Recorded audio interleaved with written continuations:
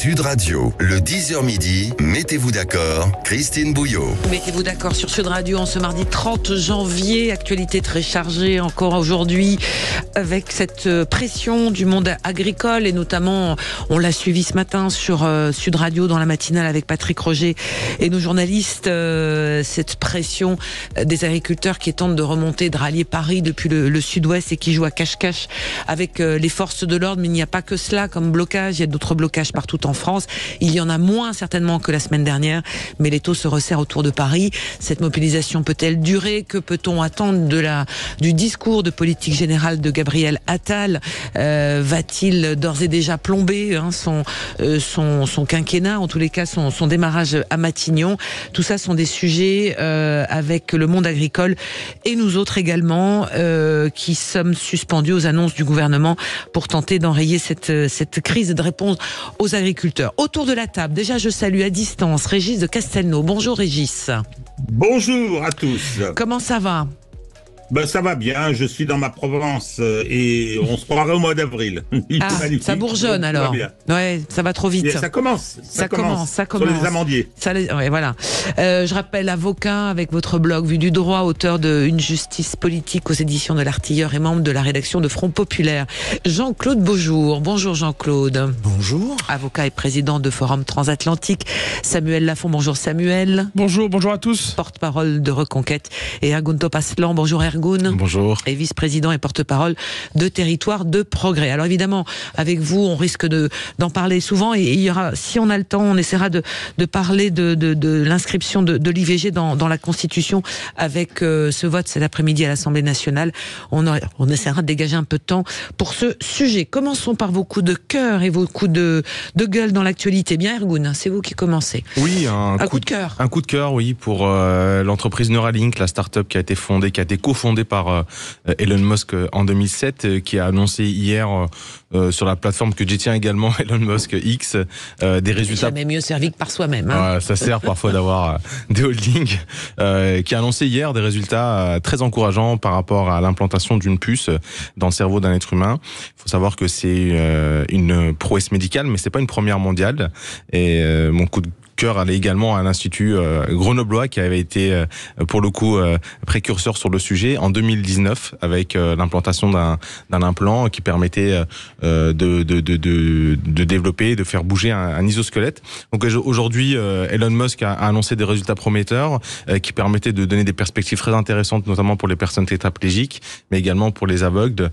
C'est-à-dire que, en gros, une puce de la taille d'une pièce de monnaie implantée dans le cerveau de la personne permettrait uniquement par la volonté de faire actionner certains mouvements, certaines actions que les tétraplégiques ne peuvent plus réaliser.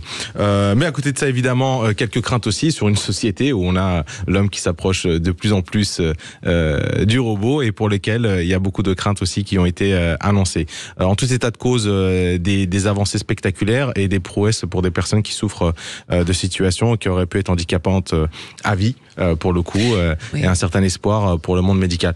Petite parenthèse, encore une fois, pas qu'on se fasse dépasser par le marketing américain sur les sujets d'innovation et de technologie, ou en tout cas de haute technologie. Après, la puissance financière d'Elon Musk, effectivement, permet d'aller plus vite, certainement, que certaines sociétés françaises. Ouais, c'est une bonne nouvelle. Enfin, voilà, bonne nouvelle. En tous les cas, les esprits chagrins diront attention, c'est Elon Musk, on ne sait jamais ce qu'il a décidé derrière, tout ça. On ne sait pas trop par quelle philosophie, idéologie il est animé. Bon, allez, on parlait tout à l'heure de la santé. Oui, Régis. Juste une petite observation.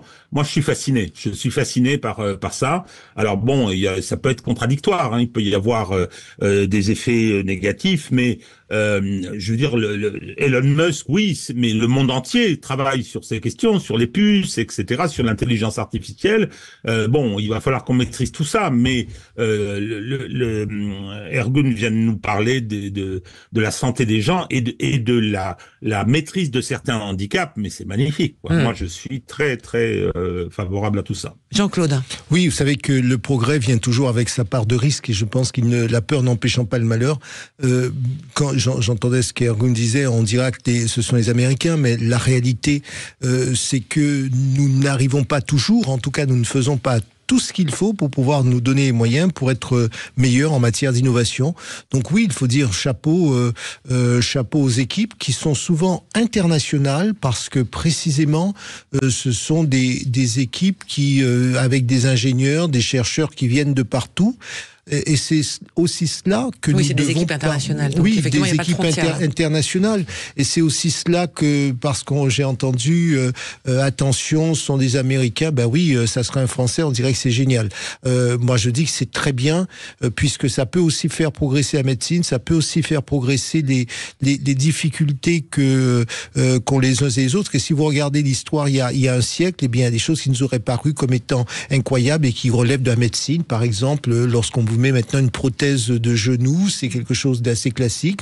Lorsqu'aujourd'hui, souvenez-vous, il y a un siècle, lorsqu'une personne de plus de 50 ans avait une fracture du col du fémur, on disait, bon ben ça y est, dans quelques semaines, elle sera morte parce qu'elle pourra plus bouger, etc., etc. On a beaucoup progressé. Mon message français, c'est de dire...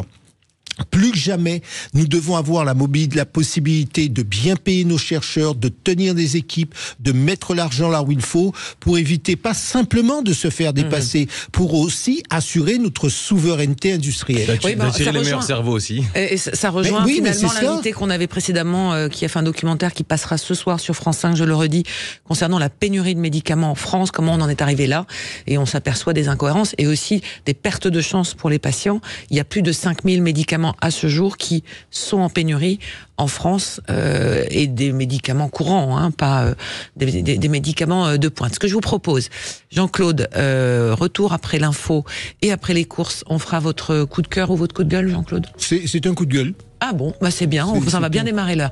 On va faire une pause, donc l'info et les courses, et on se retrouve juste après avec nos 4 débatteurs. Régis de Castelnau, Jean-Claude Beaujour, Samuel Lafont et Ergun Toparslan. À tout de suite. Sud Radio Parlons Vrai arrive dans le joyau de la région Auvergne-Rhône-Alpes. Depuis le sommet de Fourvière, Sud Radio rayonne désormais à Lyon et le Grand Lyon sur 105.8. Connectez-vous aussi avec l'appli Sud Radio et Parlons Vrai. Leclerc. C'est l'heure des courses. Bonjour Jean-Paul Delperrier.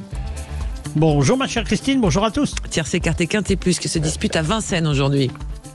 Le prix de Châteauroux va nous être présenté en Réunion 1 course 1 sur le tracé des 2850 mètres avec 14 concurrents seulement au départ dans cette épreuve européenne. Avec le 2 Bitcoin Dark qui sera ici mon favori devant le 12 Helios Cadurcien, 3 Chitchat, 14 Eida Dubélé, l'As Benhaz, 8 Ortino et 4 La Sassikaya. 2, 12, 3, 14, As, 8 et 4. En sélection du jour à Cagnes-sur-Mer, en Réunion 3, course 4, je vous conseille le 5, Ronéa. Merci beaucoup et une sélection et des résultats pour les courses que vous retrouvez également sur sudradio.fr. Sud Radio, le 10h midi, mettez-vous d'accord, Christine Bouillot. Ils sont à bout, les agriculteurs. Que va leur dire Gabriel Attal cet après-midi à l'Assemblée nationale lors de son discours de politique générale? On va en parler dans un instant avec nos 4 débatteurs, Régis de Castelnau, Jean-Claude Beaujour, Samuel Lafont, Ergun Toparslan. On finissait avec le coup de cœur de Ergun et on passe au coup de gueule de Jean-Claude.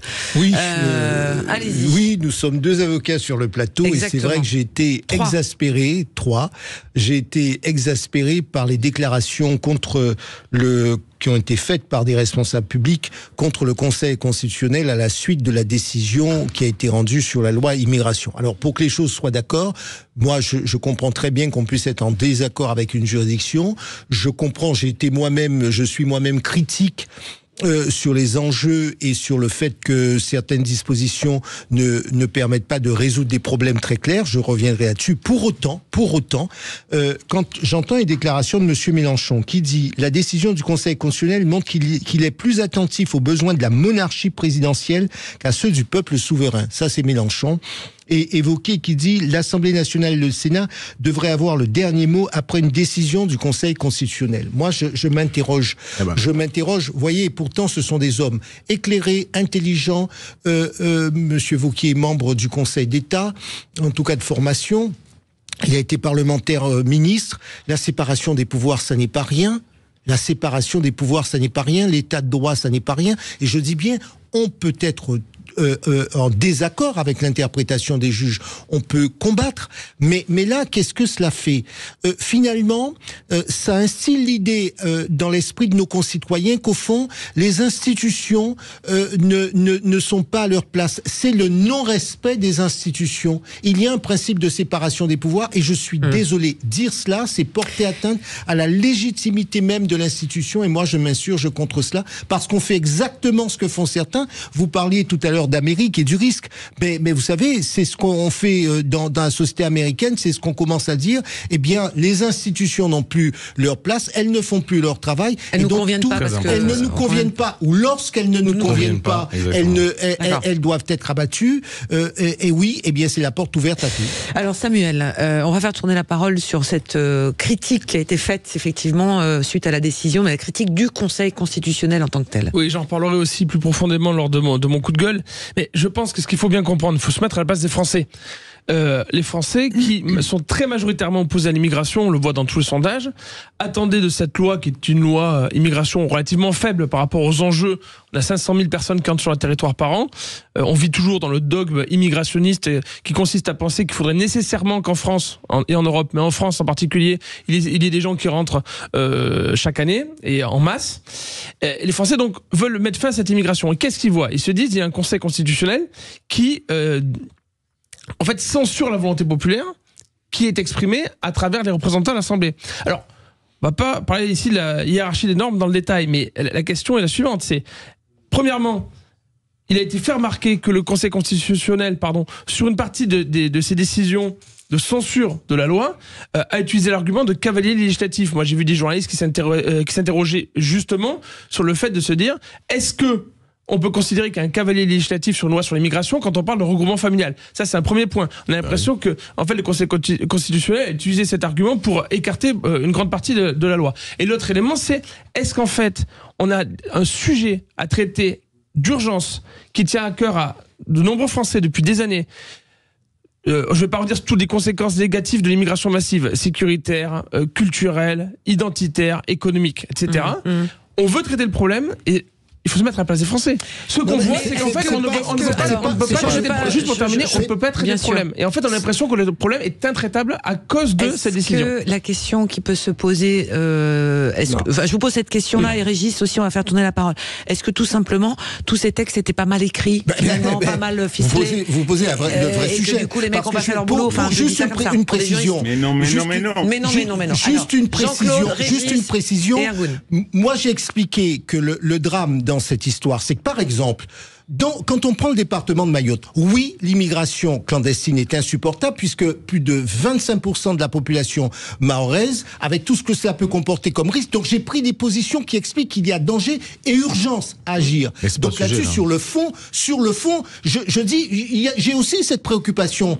L'égalité, l'accès aux soins n'est pas assumé à Mayotte parce qu'effectivement les moyens ne suivent pas. Donc effectivement, la population est exaspérée. C'est vrai en Guyane et c'est vrai à Saint-Martin. Oui, donc là-dessus, nous sommes d'accord. Maintenant, c'est pas le sujet. Le sujet, c'est on n'attaque pas une institution parce qu'on décrédibilise l'institution dans un état de droit. C'est un risque. Ergun et Régis ensuite. Alors, Régis, allez-y. Ah, pardon. Allez-y, Régis, allez-y. Oui, moi je dis qu'on attaque une institution qui a pris une décision qui décrédibilise la gestion publique et qui décrédibilise les institutions. Alors, un peu de publicité personnelle, j'ai écrit un article de 15 000 signes, on va pas revenir là-dessus, où je pose une série de questions. D'abord, le Conseil constitutionnel tel qu'il est aujourd'hui n'était pas celui qui était prévu dans la Constitution de 58, et on trouve dans mon article une citation du général de Gaulle qui est très claire à ce sujet. On a élargi le pouvoir de saisine, on a créé le contrôle a posteriori avec la question prioritaire de constitutionnalité, on lui a donné des pouvoirs énormes. Et lui, qu'est-ce qu'il en a fait, ce Conseil constitutionnel? Il n'a pas continué son contrôle de conformité avec la Constitution. C'est ça qui compte, hein. C'est est-ce que le texte de la Constitution et ses 90 articles ont été respectés? Non, il a inventé un système qui s'appelle le bloc de constitutionnalité, dans lequel il fourre absolument tout et n'importe quoi. Alors, par exemple, il avait dit que la fraternité était constitutionnelle, ce qui a permis d'annuler et d'empêcher les condamnations des passeurs de migrants. Bravo, magnifique, bien. Ça, c'est du pas les passeurs. Hein. Mais ce que je veux dire, c'était pas les passeurs. Ce que je veux dire, oui, c'est ce qui cette décision, je l'ai étudiée en détail. Comme par hasard, séparation des pouvoirs, c'est magnifique. Hein. Les 40 articles qui avaient été ajoutés par le débat parlementaire, les 40 articles, au texte du gouvernement, puisque c'était le gouvernement qui avait saisi de son projet. Ces 40 articles ont tous été annulés. C'est donc, moi je dis, maintenant, Monsieur Macron, ne vous fatiguez pas, vos textes de loi, vous les mettez directement entre les mains du Conseil constitutionnel. Deuxièmement, les 40 annulations, quand on les lit, on constate que le Conseil constitutionnel, même avec cette bouillie du bloc de constitutionnalité, aurait tout à fait pu prendre les décisions inverses. C'est-à-dire que on est dans une insécurité totale et un arbitraire. Il doit être arbitre. Il doit contrôler la conformité avec le texte de la Constitution. Il n'est pas là pour donner son opinion. Je constate quand même que ceux qui étaient plutôt contre le texte au moment où il était débattu ont trouvé que la décision était plutôt juste et équilibrée de la part du Conseil constitutionnel, et inversement en fonction du côté où on est. Est-ce que ça fait avancer le débat, et du coup, est-ce qu'on est à se dire, allez-y Ergun. Pour moi, ce qui est important là-dedans et ce qui montre un fil rouge du populisme, c'est cette remise en cause du fait majoritaire. Aujourd'hui, à travers la contestation de nos institutions, du Conseil constitutionnel, des sujets dont il a l'habitude de traiter, des cavaliers législatifs, c'est absolument pas nouveau. Le Conseil constitutionnel a même retoqué des lois que la majorité présidentielle avait elle-même votées à l'Assemblée nationale. Donc c'est une instance qui est supérieure à tout. Mais remettre en cause cela uniquement avec des arguments un peu populistes, la population est contre, elle est contre l'immigration, elle est en colère, etc. C'est extrêmement grave, et en réalité, pour nous, ça montre l'enjeu qu'il y a derrière, c'est-à-dire la défense de la démocratie. Et nous, on sera farouchement contre tout ce genre de raccourcis, en nous expliquant que le Conseil constitutionnel protège des passeurs, ce qui n'est pas le cas. Mais le fait, il y avait beaucoup de juristes. Non, c'est pas le cas. Il protège des personnes qui venaient en assistance à des immigrés qui étaient sur le territoire. C'était pas des passeurs. Ça a été. Attendez, désolé. Non, Cédric Héroux, il n'est pas passeur. Il n'est pas passeur. C'est votre jugement. Vous êtes pas pénal. Attendez, pas tous en même temps. C'est dans le cadre d'une instance pénale contre Cédric Héroux, passeur de migrants bien connu. Pour délit de... Ça a été invoqué et qu'on a dit, égalité, fraternité, ça rentre dans la diffamation. Je peux pas appuyer ça. Donc, alors, sur la liberté, sur l'égalité, comment ça se fait que ce terme Cédric Héroux n'est pas Régis. Cédric Héroux n'est pas un passeur. Il n'est pas un passeur. Non, il a passeur de migrants. Attendez, c'est un passeur. Régis, vous êtes dans la diffamation. Je vous laisserai régler vos comptes avec lui si vous voulez. Juste pour terminer. Non, mais on dévie sur Cédric Héroux, mais le sujet n'est pas là. Politiquement, ce que ça montre par contre, ça montre que les Républicains, qui étaient grands défenseurs de la Ve République, de nos institutions, pour la première fois, lâche l'affaire et tombe dans les bras du populisme. Et là, pour le coup, c'est extrêmement grave. Et les positions d'Éric Ciotti, d'Olivier Marleix, de Laurent Wauquiez sont extrêmement décevantes et extrêmement graves. On marche sur la tête. Non, mais c'est sûr. On marche avec des émotions. On marche sur la tête. Je viens d'entendre deux choses. Je viens d'entendre deux choses. Je viens d'entendre la question d'un déni de démocratie, alors qu'en fait la démocratie n'est pas respectée puisqu'on entre véritablement dans un gouvernement des juges. Et je viens d'entendre parler de séparation des pouvoirs, où justement il n'y a plus de séparation des pouvoirs puisque c'est le juge avec des magistrats non élus, 9 personnes, qui vont décider à la place des Français. Non, ce n'est pas le sujet. Le sujet important, c'est de remettre les choses en ordre et de se rendre compte d'une chose, c'est que vous parlez des institutions. Il a été bien précisé que les institutions, elles évoluent, qu'effectivement le rôle actuel du Conseil constitutionnel a largement dépassé ce pourquoi il a été institué. Les institutions dont vous parlez, en fait, elles passent derrière l'intérêt national. L'intérêt national aujourd'hui, c'est de faire respecter, c'est de faire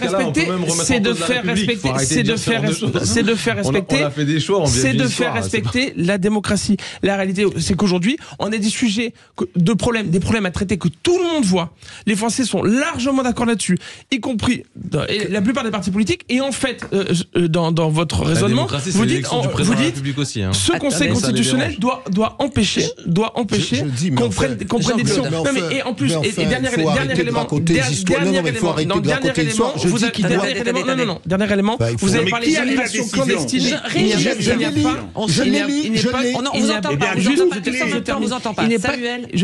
Il n'est pas question, encore une fois, que d'immigration clandestine. Ça suffit d'avoir cet arbre qui cache la forêt. On parle aussi d'immigration légale. Il y a 500 000 personnes qui entrent en France par an. Il faut arrêter de juste limiter le sujet au clandestin. Jean-Claude, pour terminer, puis on fera la pause. Non, Jean-Claude, pour terminer. Juste deux choses. Il ne me souvient pas que notre ami ait refusé de saisir le Conseil constitutionnel sur d'autres textes. Donc il faut savoir, soit on considère que le Conseil constitutionnel, on n'a pas à s'y référer et on ne le saisit jamais, voilà. Mais vous pouvez pas d'un côté le saisir quand ça vous arrange et lorsqu'il rend une décision qui vous déplaît, dire qu'il ne doit pas exister. Ça, c'est la première chose. La deuxième chose, moi je suis très à l'aise là-dessus parce que précisément, je viens de vous dire, j'ai dit au préalable que j'ai pris une position qui explique notamment que pour les départements d'outre-mer et Mayotte par exemple, c'est un unième département, la situation démographique est explosive et que c'est inacceptable et que ça vient rompre le pacte national. Donc vous voyez, sur le fond, ne racontez pas que je dis que le Conseil constitutionnel a bien fait d'empêcher la politique de... Ce n'est pas ce que j'ai dit. Et il y a, là-dessus je suis complètement clair, puisque... Ici même, j'ai pris un certain nombre de positions en disant que la question migratoire, c'est un vrai sujet que nous devons traiter plus sérieusement et en pensant que c'est pas trois policiers à frontière. Et on n'oublie pas que le texte a été quand même validé en grande partie et des articles ont été supprimés. Et après, sur l'évolution de la juridiction, c'est vrai qu'il y a un vrai sujet sur les cours constitutionnels ou sur les autorités constitutionnelles qu'on n'a pas seulement en France. Oui. On n'a pas seulement en France. Et oui, mais c'est une réflexion qu'il faut mener au-delà de simplement une décision. Je n'ai pas entendu un certain nombre dire voilà, en projet présidentiel, nous proposons qu'il y ait telle ou telle réforme. Allez, on va continuer de débattre et on va avancer dans les sujets parce que ce sujet du Conseil constitutionnel, évidemment, on pourra y revenir au prochain texte de loi aussi. Et je vous enverrai mon article quand il paraîtra. Voilà. Et Régis, on va continuer Régis parce que vous avez un coup de gueule juste derrière, on va vous entendre. On marque une courte pause et à tout de suite sur Sud Radio. On va s'intéresser aussi à cette colère agricole. Aujourd'hui est une journée importante avec le discours de politique générale du Premier ministre Gabriel Attal. À tout de suite. Sud Radio, votre attention est notre plus belle récompense. Merci à toutes vos équipes pour la radio du rugby parce que grâce à vous, on peut suivre les matchs et c'est juste génial. Sud Radio, parlons vrai. Norauto. Papa, t'as des nouveaux pneus? Ouais, des Michelin, achetés chez Norauto. Et tu sais quoi? Non. Ils m'ont remboursé le montage. Oh, c'est une bonne nouvelle ça. Ouais, de quoi bien commencer l'année. Ah bah carrément. En ce moment chez Norauto, pour l'achat de pneus Michelin, le montage est remboursé. Oui, remboursé. Kilomètre après kilomètre, Norauto fait aussi avancer les automobilistes. Conditions en centre ou sur norauto.fr. Sud Radio à Chalon-sur-Saône en DAB+. Sud Radio. 10h midi, mettez-vous d'accord, Christine Bouillot. Et vous continuez également, si vous le souhaitez, sur les réseaux sociaux, de réagir, interagir avec nos 4 débatteurs. Régis de Castelnau, qui est avocat, Jean-Claude Beaujour, également avocat, Samuel Lafont, porte-parole de Reconquête, Ergun Topaslan, vice-président, porte-parole de Territoire de Progrès. Alors, on va clore le chapitre, en quelque sorte, avec vous, Samuel, sur ces notions de souveraineté. C'est un peu votre coup de gueule aussi, on parlait du Conseil constitutionnel. Oui, mais j'ai un coup de gueule contre l'abandon progressif de notre souveraineté. Il se fait à 2 niveaux. Alors évidemment, il y a les élections européennes qui arrivent le 9 juin.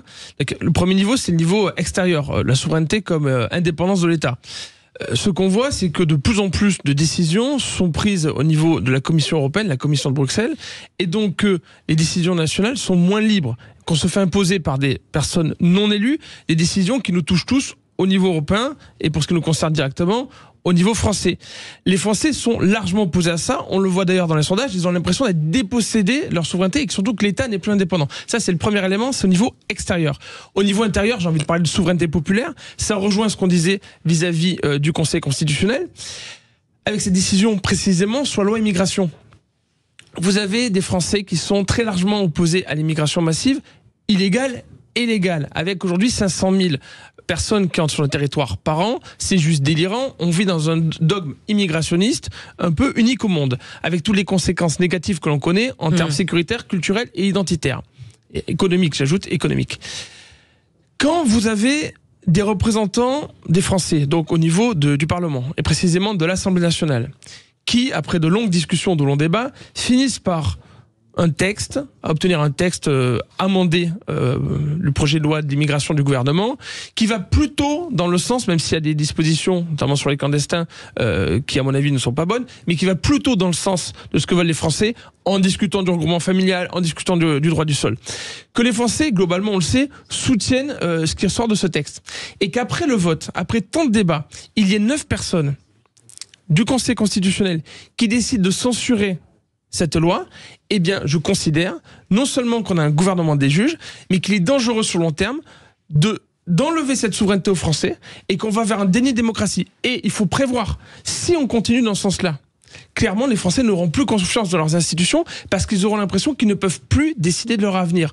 Or, si on souhaite vivre en démocratie, et c'est mon souhait le plus cher, il faut qu'on puisse montrer aux Français, il faut qu'ils sachent qu'ils sont bien représentés, question du mode de scrutin, et que l'État est capable, et que l'État est capable de prendre des décisions pour régler les problèmes du quotidien et prévoir et préparer la prospérité de notre pays et des Français pour les années à venir. Par exemple, la réforme des retraites, une majorité de Français était contre. Il y a eu un 49.3 certes, mais n'a pas été retoqué. Donc, c'est la question que vous avez sur le Conseil constitutionnel. La démocratie, elle est parlementaire. Donc après, si vous voulez arrêter la démocratie parlementaire, passer à une démocratie directe, faire miroiter des choses aux gens, non, c'est le contraire. Mais tout pouvoir aura besoin de son contre-pouvoir. Donc on aura besoin d'un garde-fou qui nous permette d'empêcher de faire n'importe quoi. Attendez, parce qu'il y a aussi Régis qu'on n'a pas entendu, Jean-Claude, depuis un moment. Régis, la conclusion de tout ça, et ensuite votre coup de gueule. Non, alors ce que je voulais dire, c'est faire un peu de provocation sur ce qu'a dit Samuel. La France qui a, et je me tourne vers Jean-Claude qui doit bien connaître le problème aussi, la France a un système d'immigration unique au monde. Faut aller expliquer ça à Abbott, le gouverneur du Texas. Hein, mon cher Jean-Claude, en ce moment, il y a, je veux dire, une situation assez impressionnante aux États-Unis parce que ils ont une politique immigrationniste avec l'ouverture de la frontière du Texas qui n'est pas sans leur poser des problèmes considérables.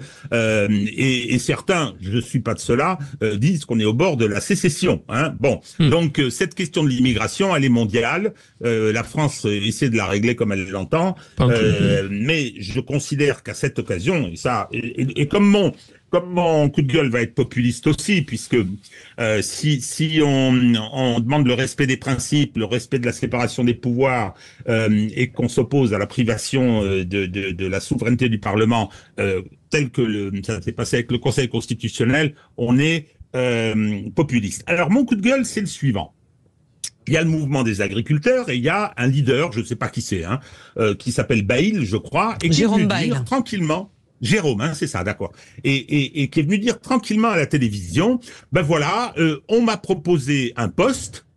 Alors, on imagine quelqu'un, un agent public, m'a proposé un poste si j'arrêtais le mouvement. Ah bon? Eh bien depuis, rien ne bouge, ça s'appelle une tentative de corruption devant toutes les chaînes de télévision, toute la France l'a entendu, et messieurs les magistrats dorment paisiblement. Tout comme ils ont dormi paisiblement après que un parlementaire ait raconté, pour une histoire d'homonymie, qu'on lui avait proposé toute une série d'avantages politique et pour certains personnels, s'ils votaient bien dans le débat sur la loi immigration. Un autre a reconnu que c'était ça, et là, nos amis du parquet continuent à dormir paisiblement, de la même façon que lorsqu'on a appris qu'un parlementaire qui s'appelle Pellerin était consommateur de drogue, héroïne, hashish, qu'il en avait proposé à son fils de 11 ans, non seulement il a été prévenu par la chancellerie, mais le parquet, sans l'entendre, a immédiatement classé sans suite. Dernier point, dans sa conférence de presse, le président de la République nous a dit qu'il fallait faire des opérations coup de poing au point de deal. Peut-être que ce serait intéressant d'en faire une au Sénat, puisqu'on a un sénateur du Modène, qui a dit j'allais pas bien, donc c'est un de mes amis du Sénat qui m'a fourni de l'ectasie. Je crois que c'était de l'ectasie, ce qui ensuite lui a permis d'essayer de violer une de ses collègues. Mais revenez au fond du sujet. Vous voulez quoi? Mais si, le sujet est celui-là. Le sujet est celui-là. On parle du gouvernement des juges. Moi, je constate une complaisance vis-à-vis d'une partie du monde politique que je trouve scandaleuse. Enfin, Jérôme Bail, il est simple agriculteur de bovins. Il est simple agriculteur de bovins au fin fond du Comminges. Hein. Donc c'est pas un homme politique et il n'est pas syndiqué. Hein. Je le précise. Non, attendez, il dit. Ça doit être ça le problème. Je parle pas de lui. Lui, il est la victime d'une tentative de corruption. La première chose qu'aurait dû faire le parquet, c'est ouvrir une enquête préliminaire immédiatement pour savoir qui lui avait proposé.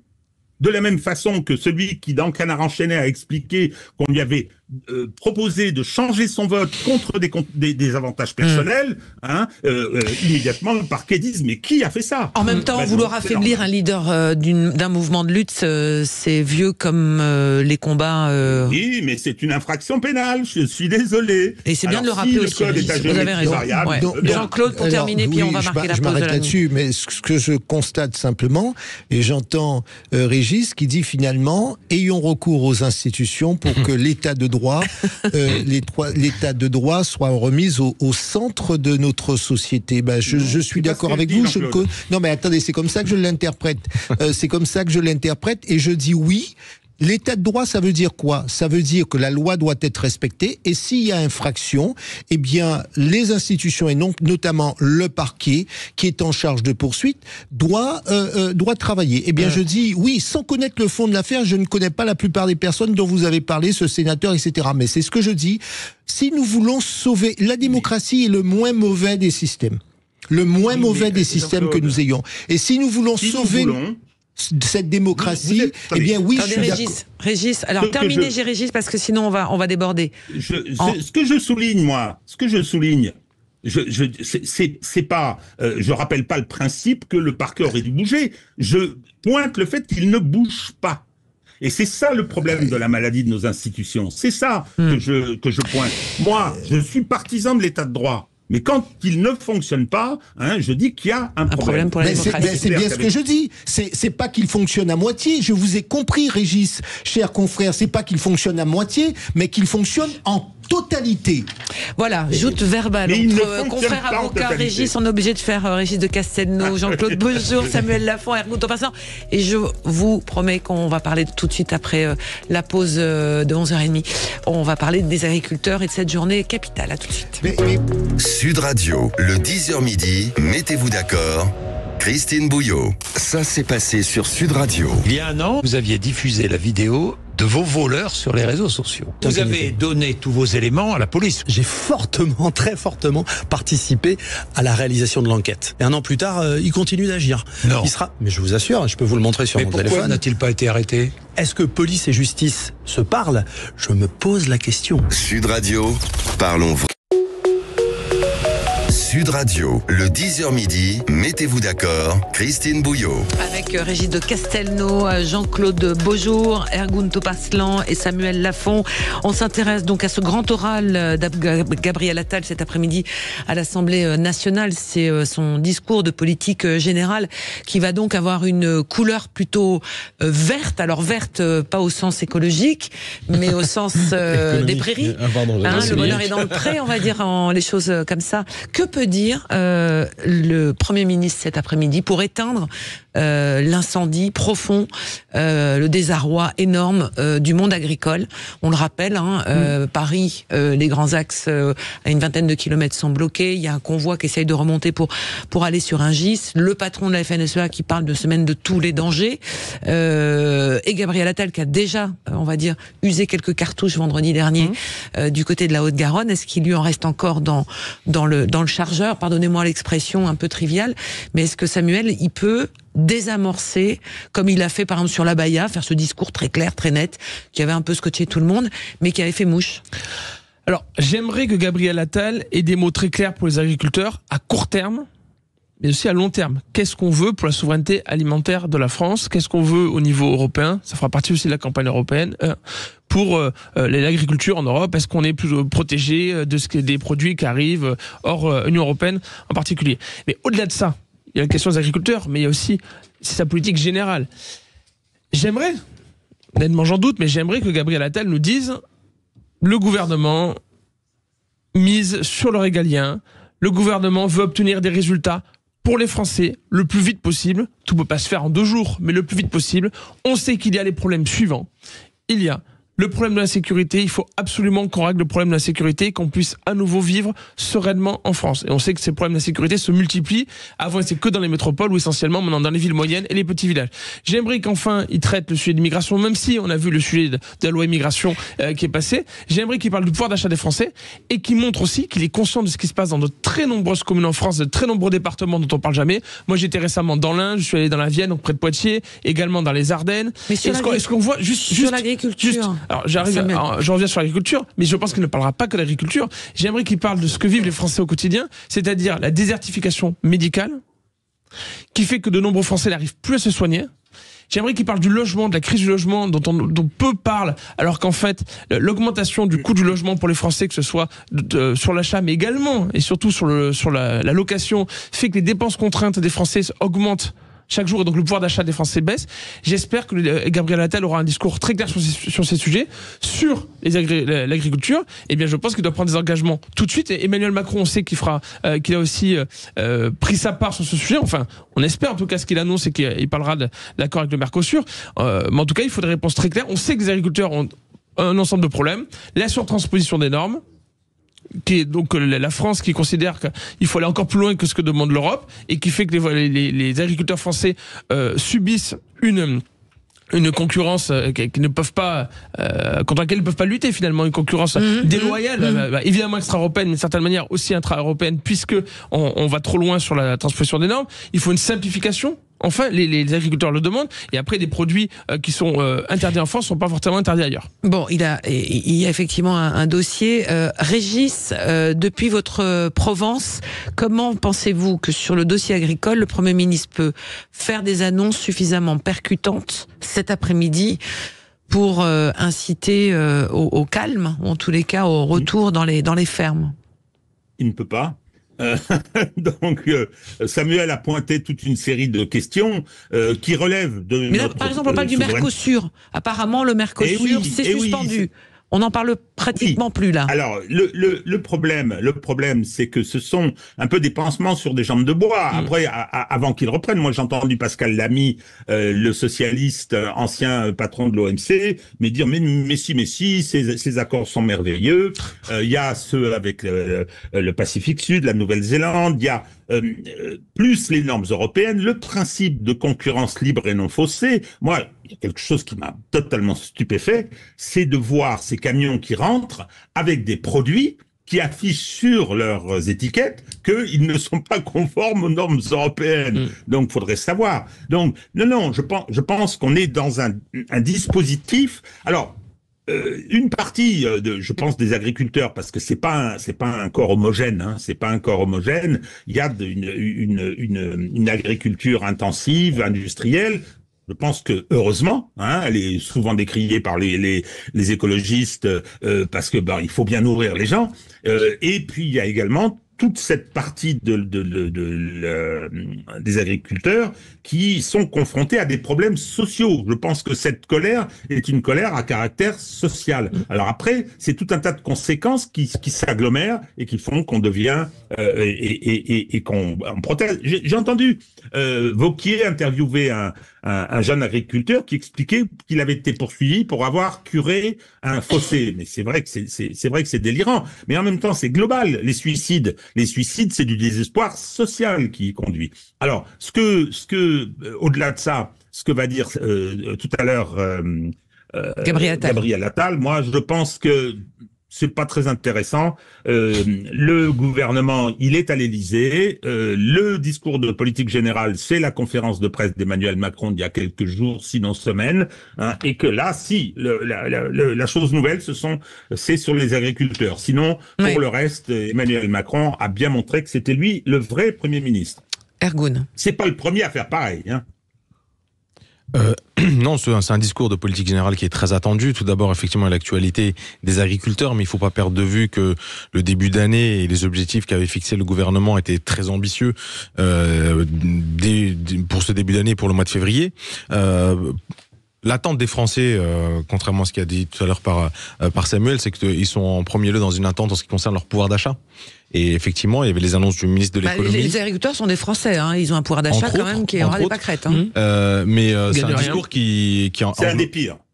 C'est un discours qui englobera tous ces domaines-là. Il faut pas perdre de vue aussi que il y a des engagements très forts du gouvernement qui ont été faits, notamment sur la réduction du déficit. On a besoin d'un retour de sérieux budgétaire sur ce sujet-là. Il y a aussi une demande, une attente d'autorité et d'ordre, donc qui est également valable sur la mobilisation des agriculteurs. Il y a des réponses qui ont été faites vendredi dernier. Il y a d'autres éléments qui ont été exprimés entre-temps, notamment le pourcentage de mise en jachère ou autres par les agriculteurs, qui peuvent être débattus et pour lesquels ils pourront pas avoir des propositions politiques. Pour rappel, en gros, l'Union européenne a donné un objectif d'atteinte de 10% de mise en jachère des terres et en France, on les contraint à 4%. Les agriculteurs ont demandé une marge de manœuvre dans leur calendrier pour pouvoir atteindre cet objectif-là. Ça peut être des sujets de discussion, mais ça sera pas le cœur et l'essentiel du discours de politique générale du gouvernement que va faire Gabriel Attal demain, et pour lesquels aussi les députés, y compris de la majorité présidentielle, sont attentifs, parce qu'il y a une tribune et un courrier qui a été fait de très nombreux députés de la majorité présidentielle qui demandent une opposition à l'accord du Mercosur en l'état. Donc clairement de le refuser. Et donc c'est un discours qui va être attendu également dans ses aspects politiques étrangères. Le Mercosur, j'ai cru lire que pour l'instant, du côté de Bruxelles, on voulait un petit peu calmer les choses, parce que je rappelle que ça manifeste en Belgique, ça manifeste encore aujourd'hui aussi du côté de l'Allemagne. Enfin, c'est Jean-Claude. Oui. Cet exercice un peu obligé, dans lequel tout le monde espère des réponses, mais finalement, à la fin, tout le monde est un peu déçu.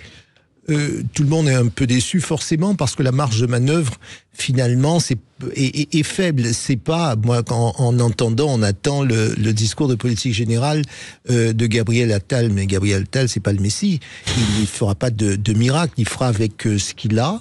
Il fera avec ce que son gouvernement, et il n'est pas le seul aux commandes. Il y a un ministre des Finances qui a déjà dit qu'il y a des hausses qui sont annoncées. Il y a un certain nombre de décisions qui ont été prises. Il y a un contexte qui est ce qu'il est. Donc, moi, je n'attends pas de miracle. En revanche, parce que je veux absolument répondre à votre question, vous avez demandé en début, qu'est-ce qu'il peut annoncer d'autre, est-ce qu'il peut comme ça régler le sujet? Mais là encore, il n'est pas le Messie, parce que le sujet est beaucoup plus profond. Oui, on a dit le problème des normes, et là où il aurait fallu être plus vigilant, c'est lorsque d'un côté nous avons des normes en France, et puis des normes à l'extérieur qui font que les nôtres sont plus contraignantes parfois que celles qui sont à l'extérieur, et on n'arrive pas à dire non, nous on a un minimum et on va pas plus loin. C'est la question des circuits de distribution, parce que vous savez, quand on vend son lait quelques centimes le litre de lait, vous ne vous rendez pas compte de ce qu'il faut travailler lorsque vous vendez. Alors, je n'ai plus le chiffre en tête, je crois que c'est 45 centimes le litre de lait. Qu'est-ce qu'il faut vendre du lait pour pouvoir joindre les deux bouts? Ça, c'est considérable. Et je vais vous dire, on parle beaucoup des agriculteurs. J'ai vu beaucoup de gens, même si je suis pas un agriculteur, mais j'ai eu l'occasion de vivre en milieu paysan. La semaine quand on est en milieu paysan, la journée de travail, elle commence au moment où vous vous réveillez, elle se termine le soir. Il n'y a pas de samedi, il n'y a pas de dimanche, il n'y a pas d'RTT, il n'y a pas tout cela. Et même si vous prenez quelques jours de vacances et qu'il y a un coup de chaud, il y a un coup de froid sur votre exploitation, vous revenez dardard pour pouvoir vous occuper là de vos bêtes, là de votre culture. Donc c'est vrai que ce sont aussi des êtres humains. Il a été rappelé un certain nombre de questions qui prennent notre vie rurale. Et puis enfin, il faut aussi rappeler que la société française, donc là aussi, c'est pour ça que je vous dis qu'il peut bien y avoir de solutions miracles. On a beaucoup parlé, les mentalités ont changé, et je ne dis pas qu'il faille pas consommer moins de viande. Médicalement, il faut consommer moins de viande. Mais vous savez, celui qui se dit je travaille, je produis, et malgré tout, même cette société que j'alimente n'est pas contente, parce que au fond, on me dit que ce que je fais est mauvais. Oui. Mais quand par exemple, il faut, pardonnez-moi, juste un mot. Là, je pense qu'il faut, alors même si c'est une formule, il faut une vraie transition, je dirais non pas transition écologique, mais transition agricole, pour pouvoir aider nos agriculteurs à justement à la fois à s'adapter.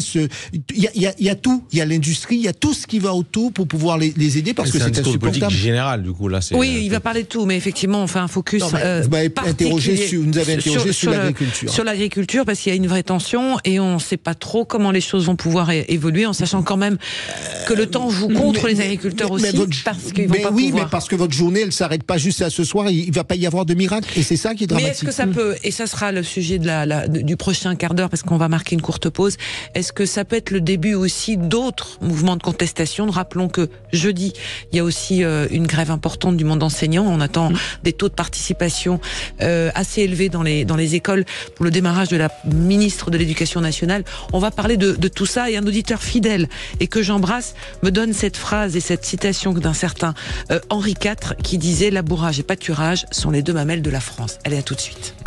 Sud Radio, le 10h midi, mettez-vous d'accord, Christine Bouillot. Sud Radio, le 10h midi, mettez-vous d'accord, Christine Bouillot. En compagnie toujours de Régis de Castelnau, Ergun Toparslan, Samuel Lafont, Jean-Claude Beaujour. Alors, on en était à se demander sur ce discours de politique générale, ce que pouvait dire et quelle était la forme pour le Premier ministre, prendre certes de la hauteur. Aussi, c'est pour lui certainement quelque chose qu'on va découvrir devant cette assemblée, ce tout jeune Premier ministre, le plus jeune que l'on ait connu de la 5e. Mais c'est pas ça qui intéresse les Français. C'est pas l'âge du Premier ministre. C'est vrai, ils ont des préoccupations autres que le plus jeune. Ça n'a pas grand intérêt. Oui, mais l'exercice, on va quand même regarder le style. Non, mais est-ce qu'on regarde le style aussi? On a tous écouté, regardé ce qu'a pu faire Elisabeth Borne ou d'autres premiers ministres. Moi, je me souviens de Laurent Fabius, le plus jeune. Laurent Fabius, Michel Rocard, Manuel Valls ont fait des grands discours. Ce que je veux dire, c'est que, et c'est important, puisque vous me disiez qu'il y a un certain nombre de milliers d'auditeurs qui nous écoutaient, c'est que ça n'est pas leur préoccupation majeure. C'est vrai qu'on va ici ou là commenter le style, la cravate, le machin, le verre d'eau qu'on aura bu au thé. Mais ce qui va intéresser nos concitoyens, par exemple nos agriculteurs, mais pas seulement, ce sont les fins de mois, c'est le désert médical, c'est effectivement ce qu'on met dans l'assiette, comment on joint les deux bouts. Vous avez des gens qui sont à 5 €, et je suis pas en train de faire du misérabilisme, mais c'est ça les vrais sujets. Quand vous devez bosser et que il vous faut absolument une voiture, ça s'achète. Nous, on a peut-être des réactions de citadins en se disant on prend le métro, on prend le bus, mais vous comprenez, il y a des gens pour lesquels l'essence à mettre dans la voiture parce qu'il y a 50 km pour pouvoir faire aller au travail. Donc oui, c'est ça les vraies préoccupations. Qu'avez-vous pensé de ce jeu du chat et la souris ce matin avec ces CRS qui essayent d'empêcher ces agriculteurs de remonter sur l'autoroute A20 pour rejoindre Rungis? On peut pas avoir la demande d'ordre et d'autorité sélective. Aujourd'hui, l'expression a été largement autorisée lorsqu'elle était, d'ailleurs ça a été le cas pour la très grande majorité des agriculteurs, de façon saine et respectueuse des biens et des représentants de l'État. Mais dès lors qu'on attaque des préfectures, dès lors qu'on veut couper les alimentations et les distributions qu'il y a autour de Rungis qui permettent à beaucoup de personnes de vivre, il y a une limite. Donc il faut faire respecter l'ordre également pour ce genre d'expression. Ils peuvent manifester de plusieurs manières. Il y a des revendications. Politiquement, on essaie d'y répondre. Mais pour autant, il y a une frontière à pas franchir. C'est respecter les biens et les forces de l'ordre. Régis. Oui, je voudrais, on n'en parle pas beaucoup, mais parce qu'on n'en parle pas beaucoup en France, on est très autocentré. Rappeler quand même que ce mouvement des agriculteurs, alors sous des formes différentes, avec des bases différentes, c'est l'ensemble de l'Europe qui les connaît. Il y en a même il y en a en Pologne, il y en a en Allemagne, il y en a aux Pays-Bas. C'est assez impressionnant ce qui est en train de se produire. Donc cette concentration tout d'un coup qui émerge. Alors parce que sur la question de la tolérance initiale d'Darmanin, venons dire, alors que il y avait quand même déjà pas mal de choses avec des projections de lisier, venir dire mais non, ils sont très gentils, nos agriculteurs, on va pas intervenir. On sentait qu'il y avait l'appréhension que ça dégénère, ça c'est clair. Et puis il y a aussi le fait que la population française, les études le démontrent, attention aux études, mais quand même, c'est un soutien massif. C'est un soutien massif. Donc, ordre public, c'est toujours un arbitrage qu'il faut rendre. Je suis d'accord sur les principes, mais après, est-ce que ça peut dégénérer? Où est-ce que ça peut aller? Et je crois qu'il y a une grande incertitude, et c'est ce qui se passe sur l'ensemble de l'Europe qui m'y fait penser, quoi. Il y a déjà d'ailleurs deux décès qui sont pas d'une femme et sa fille qui sont décédées, ce qui est déjà dramatique. Voilà, on l'oublie. Faut dire dans quelles conditions ils sont fait rentrer dedans par une voiture qui était occupée par des OQTF, donc des personnes étrangères qui n'auraient pas dû être en France, malheureusement. Encore 2 décès de trop. Des Arméniens, oui. Enfin bon, la situation en Arménie aussi, assigné à résidence et votre conduite à la frontière, et l'autre est mis en examen et a été écroué. Alors, on parlait de cette façon de gérer on sent bien aussi que dans le discours, alors on parle de Gérald Darmanin, mais aussi du Premier ministre, c'est d'arriver à aller dans le sens des agriculteurs, mais ne pas non plus complètement, et là on va parler un peu d'écologie, on sait par exemple les sondages montrent qu'une majorité de Français ne veulent pas de produits pesticides dans leurs assiettes, et en même temps, les agriculteurs disent, il y a tellement de produits aujourd'hui qui nous sont interdits alors que les autres le sont. Comment on fait? Oui, après il y a un maillon qui a disparu d'ailleurs depuis quelques jours de tout le circuit médiatique, c'est les distributeurs, qu'on entendait beaucoup au moment de l'inflation, de la crise post-Covid ou autre. Là, ils ont complètement disparu, pour ne pas les citer. Mais aujourd'hui, il est certain qu'il faut rappeler notre engagement pour l'ambition et le défi écologique qui est supérieur et qui est primordial pour notre humanité. Aujourd'hui, on constate qu'il y a le dérèglement climatique impacte également nos agriculteurs. Le nombre d'inondations, le nombre d'événements climatiques qui leur empêchent de produire. D'ailleurs, c'est pour ça qu'on a mis en place une assurance pour les événements graves climatiques, exclusivement pour les agriculteurs, mais à un moment donné, c'est un combat qu'on doit mener tous ensemble. Après, il faut pas qu'une interdiction ne soit pas synonyme de solution. Et aujourd'hui, ce qu'expriment les agriculteurs, ils disent OK, on est prêt à s'engager pour ce combat-là. D'ailleurs, ils ont été, je pense, assez. On peut pas leur reprocher grand-chose là-dessus, mais il faut pas nous étouffer non plus. Il faut qu'on puisse gagner de l'argent, parce qu'au final, c'est des entreprises malgré tout. Dernière chose, petite, parce qu'il nous reste 3 minutes. Est-ce que l'Europe a finalement bon dos dans cette crise agricole française? Samuel? C'est un sujet fondamental. Alors, en quelques minutes, il y a des décisions qui sont prises au niveau français qui sont de mauvaises décisions. Le fait de faire la surtransposition des normes, le fait d'être spécialiste de la multiplication des normes, c'est aussi quelque chose de très, très français. Il a été dit que le sujet des agriculteurs, la mobilisation des agriculteurs ne se limite pas à la France, mais il y a une partie toujours française. Il faut toujours se dire qu'il y a une partie qui est due à l'Europe, à l'Union européenne, à la Commission européenne, mais une partie qui est due aussi au niveau français. Ensuite, il est vrai qu'on a l'impression, et on n'est pas le seul peuple d'Europe, vu ce qui est en train de se passer dans les élections, ce qui est montré dans les sondages, ce qui s'est passé dans les élections récentes dans les différents pays, on n'est pas les seuls à se rendre compte que malheureusement, ça rejoint mon coup de gueule de tout à l'heure, on a notre souveraineté populaire qui est retirée petit à petit, et on a un système technocratique qui est mis en place. Donc, il y a des décisions à prendre au niveau national. Je parlais de la sécurité tout à l'heure, je parlais d'immigration, on peut agir au niveau national. Il y a aussi des décisions à prendre au niveau européen. C'est pourquoi les élections européennes vont être très importantes. J'espère qu'il y aura un maximum de mobilisation des Français pour faire entendre leur voix, en sachant qu'ils peuvent s'exprimer aussi librement qu'ils veulent, puisqu'à un seul tour, ils vont voter pour aller ce qu'ils veulent pousser. Oui, Jean-Claude, l'Europe a bon dos. Régis aussi, je vous poserai la question. On en a parlé avec vous en disant que c'était effectivement un mouvement qui était parti aussi de nos voisins européens. Donc on voit que elle cristallise quand même beaucoup de tensions. Comment on en sort ?